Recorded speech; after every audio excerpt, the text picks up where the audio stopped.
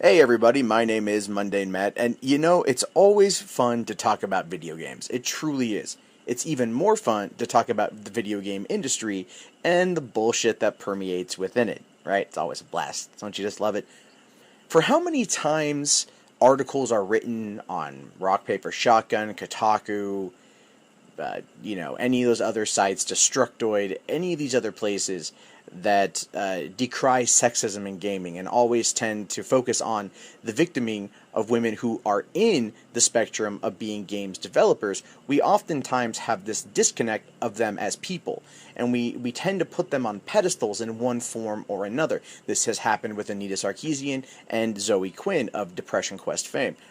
And so it's interesting when something comes out that is so damaging, so destructing, and so funny, in essence, that you just kind of have to talk about it. And what I'm talking about is a blog on WordPress called The Zoe Post, which will be linked in the low bar. And it was posted today by Aaron Joni, I think his name is. It's written on the screen. I'm not sure if I pronounced it correctly, but Aaron used to date Zoe. And as the title of this video is, Hell Hath No Fury Like a Lover's Scorn. What he did is he documented and chronicled her infidelity against him and put together probably about a 5,000 word post about the entire event, complete with screenshots, and I mean like buttloads of conversations from Facebook to GChat to text messages, tons and tons and tons of info. It's a lot to digest. It's a lot to look at. But to summarize it, he left us a very handy too long didn't read version, which is what I'm going to recite to you now. We're going to go through it, then we're going to talk about it. All right. He says, I dated Zoe Quinn. I thought she was the most amazing, kind-hearted person in the world. Turns out she was bullshitting pretty much everything I fell in love with her for, and is actually an unbelievable jerk. She effortlessly lied to and manipulated for months, simply because it was not believable that someone could be that selfish as a person, that convincing of a liar, and that good of a manipulator. While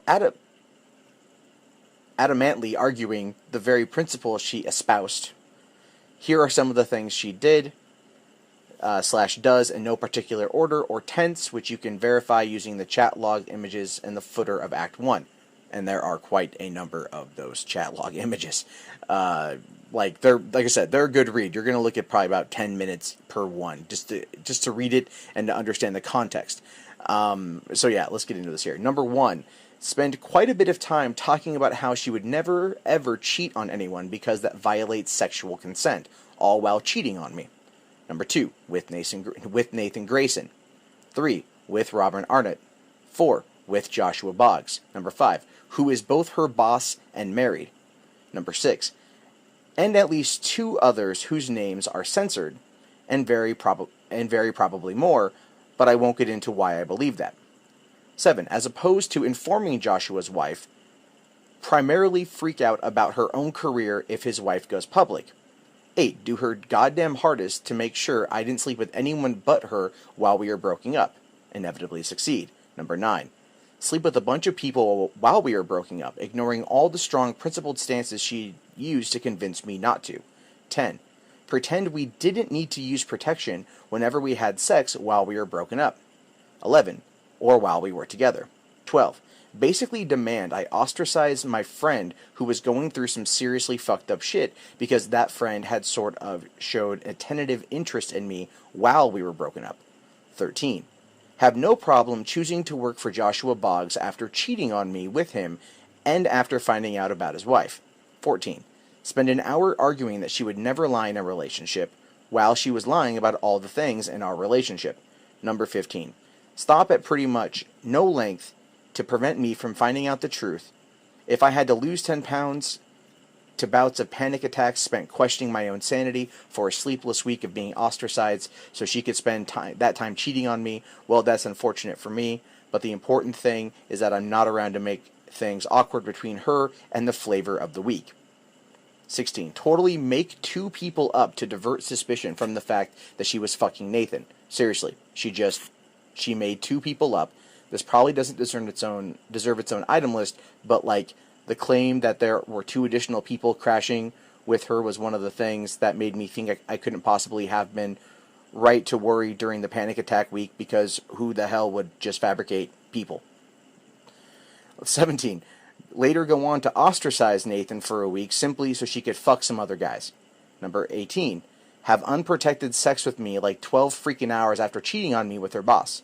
Number 19. Express remorse really damn well, really damn often, and only about the specific thing she has been caught doing. Express no remorse about anything she hasn't been caught doing yet. Lie in literally the same breath she is expressing remorse about having lied, which isn't to say her remorse is fake. I can't know if it is or isn't. It sure looks and sounds real enough. It's just to say that her remorse doesn't actually mean anything in terms of our future intent. She'll promise to never do something again in a fit of despair and regret, and then do that thing like an hour later. Number 21, lie a fucking lot. Like, holy shit, how more often can one person possibly lie? At one point, she actually lies about a lie, about a lie, about a lie. It's like lieception. I made that part up. Number 22, a bunch of other fucked up things which I'm not even going to bother researching the legal ramifications of telling you about. Okay. Number 23, after making a grand show of remorse and expressing a desire to make all of this up to me, go on to ostracize me, because doing the right thing and making it up to me isn't worth the risk that I might go public with any additional admissions if we have to talk things out online. Number 24, be really fucking good at pretending to be worth looking up to.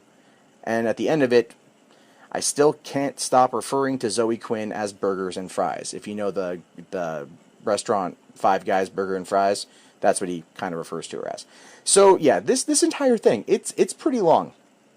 It's pretty long. There's a couple moments in here when you're reading this, and you know, you can see that Aaron is upset. He is projecting. He's very upset over what happened. My favorite line though in this entire thing is friggin' Nathan stupid red pants wearing Kotaku writing Grayson. I couldn't have said that better myself. I really dislike Nathan Grayson as a writer. I feel that he doesn't go to events and then sits back on a soapbox and criticizes those events for being overtly sexist and then boycotting them for that reason while still making money off of ad clicks for writing about how sexist they are. That's kind of how he is. But then again, that kind of sets into part of what the entire SJW aspect of gaming is right now. So all of this aside, all of this shit aside, what this tells us is there's a lot going on behind the scenes in the indie world of gaming right now. And in essence, it's incestuous. And we have to ask ourselves, based on the information that Aaron provided, how much of Zoe's coverage for Depression Quest lately has been from actual merits, you know, she earned it, or people she was fucking to get it. And I know that's kind of a broad assumption, and he doesn't go outright and say that. He hints at it quite a bit, but it kind of makes sense. Like, she was fucking Nathan Grayson. I decided to Google search Nathan Grayson, Zoe Quinn to see what pops up. He talked about Depression Quest on Rock, Paper, Shotgun and on Kotaku, but only, from what I could tell, only once. It only gave me a search result saying only once. And then the other guys that were implemented in this were ones who, like developers, like her boss. Now, it really does come down to, I think, those 2 points of she's screwing a reporter and he's covering her work, and they were set to meet up right before Gamer X2 last month in San Francisco, but she delayed it to go be with Aaron's family. And he was wondering about, like, you know, if she didn't tell him that they were in a relationship, because there was this huge thing about, like, they had it on their Facebook page about who could be in a relationship, or who could see that they were in a relationship. Again, it's a very long and complicated post to dissect, but a lot of this boils down to just the quality of person that she is, and how she's represented as a voice for equality in the gaming industry. Considering the fact that her entire mindset is, oh fuck, don't rat me out, please don't rat me out, I don't want to lose my career. He says here, I'm gonna read you this real quick. He says, you've already done damage control on that front with your tweets. I think, if anything, people might think you're stronger for it, she says. And the fuck-ups are my own, but I didn't know that she existed when it happened. She's talking about Jason, Jason's wife. I felt horrible about this for a while, and he can still fire me. The rev share contract isn't in place, and this can fuck over the rest of the team. Aaron says, I don't think he would fire you because of something the boyfriend he obsessively goaded you into cheating on did. Implying this is the thing, implying that she didn't cheat on him willfully, which I find to be interesting, but I do want to talk about that here in a second. She responds back with, what if she demands it? What if she goes public? What if she tells the team? Like, this can hurt a lot of people, which is why I wanted fucking more than 5 minutes of getting yelled at and treated like a criminal to just breathe and calm down so I could do it not panicking. Because games as a whole can lose one of its only strong voices for equality because a woman's sexuality at all being public can sink that fucking ship. The harassment would get worse. It's a lot of stuff, just the process. And then he says, I will ask her to consider the consequences. And then she says, ugh, don't tell her to go public. Fuck, just don't put that thought in her head. Jesus fuck. So here you've got a woman who is confronted, not even a woman. Let's remove that aspect, because I don't feel that plays into this, and that's what's going to be brought up quite a bit. You have a partner who cheated on their partner with a married person. The angered party wants to locate the contact information of the married person's spouse and reveal that information to them. And here you've got the cheater saying, please don't, this is going to hurt my career because this bad things could happen. And that right there kind of gives you the overall mindset of this. If you really read through this entire post, you see that there's a lot of things that happen in order to protect herself. And it's interesting, because one of the things that happens when we discuss games journalisms, indie games, and kind of that disconnect, or that lack of disconnect, we start to see these patterns emerge. And these people are all really close, really good friends. And I've talked about that before too. Kind of like Gone Home had a lot of the early reviews came in from close personal friends of the development team.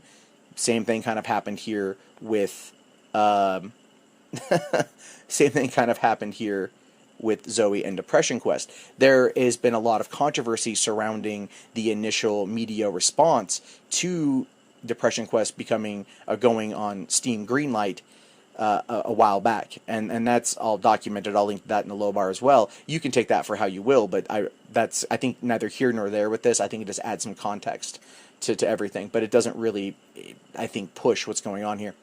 So, because that's all rumor and speculation, and there's no adequate proof. Here you have adequate proof of everything that's been going on. I just find this funny because indie gaming is an emerging market. Pop stars or stars in that emerging market are coming out in droves, and when people become stars, they become kind of celebrities, they start to project a particular persona.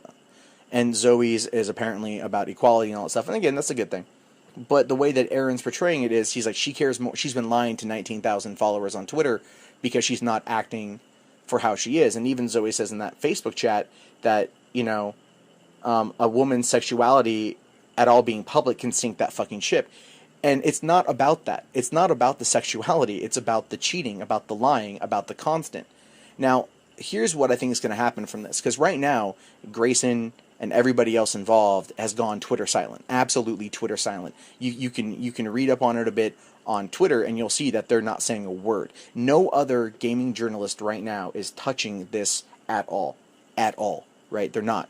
They are avoiding it because they want this to pass. Because this is damning information that's going to damage her career. And I'm not saying that it necessarily should. What I want from this is to open up the concept of the discussion that maybe, just maybe, the incestuous nature of the games industry has very much damaging repercussions. Whereas oftentimes these people will decry any kind of dissenting opinion as sexism or harassment. And here you've got people on the inside that are doing these kind of things to each other for whatever purpose. Some might argue for the sake of getting ahead. Others might argue for just pure sexual reasons. But they're happening. And as a result of this, we start seeing some journalistic integrity questions coming up. Are these people, are they genuine in their job? We've talked about Polygon, and are they genuine journalists? I've done a video about that where there's proof so much proof that indicates that no, they're not, that these are just blog posts, that these are talking heads that are trying to commentate on the situation, very similar to what I'm doing. And I'll admit that, but we've gotten to a point now where these discussions, I think, need to be had. Anyway, I will link to this in the low bar. You guys can find out more about it. There's going to be tons of videos coming out about this in the next couple days, so stay tuned, watch those, and let's have a discussion. My name is Mundane Matt, and I'll see you later.